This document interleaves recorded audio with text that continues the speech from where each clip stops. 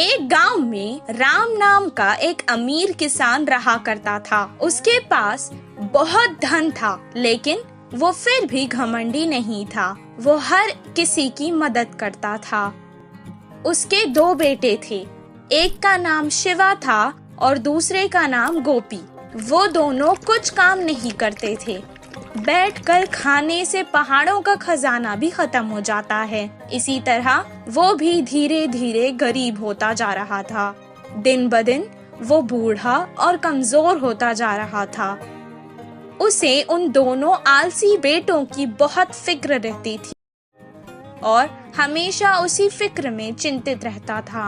एक दिन वो उन दोनों को एक अच्छा सबक सिखाना चाहता था। जब हम अमीर थे तब इस गांव में चोरों का बहुत ज्यादा डर था। इसलिए मैंने कुछ सोने के सिक्के अपने खेत में एक घड़े में छुपा कर रख दिए थे। बहुत वक्त हो गया है ना, इसलिए मुझे याद नहीं आ रहा है कि वो कहाँ रखे हैं। तुम दोनों सारा खेत खोद दो और उस घड़े को बाहर निकालो। अब हमें उस सिक्कों की बहुत ज्यादा जरूरत है।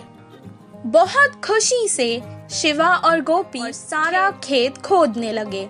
कुछ देर बाद गोपी ने कहा, अभी तक हमने बहुत खोद दिया है, फिर भी हमें वो सोने के सिक्कों से भरा हुआ घड़ा नहीं मिला। शिवा ने जवाब दिया, जिधर खोदना बाकी है उधर ही होगा शायद। बिना ज्यादा समय गवाए जल्दी करते हैं। बहुत मुश्किल से उन्होंने सारा खेत खोद डाला, लेकिन उन्हें वो घड़ा नहीं मिला।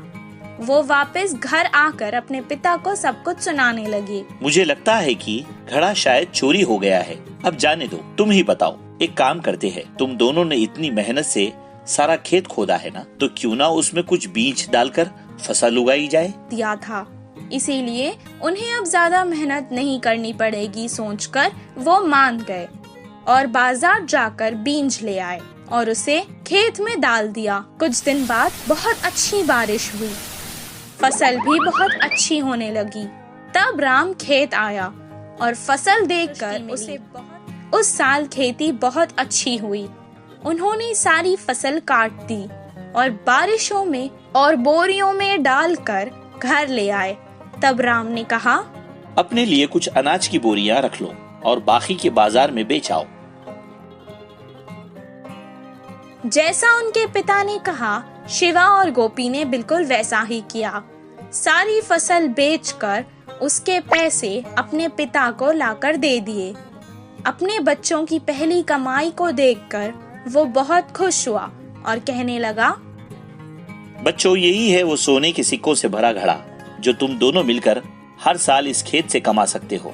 तुम दोनों सुखी जीवन बिता सकते हो और हर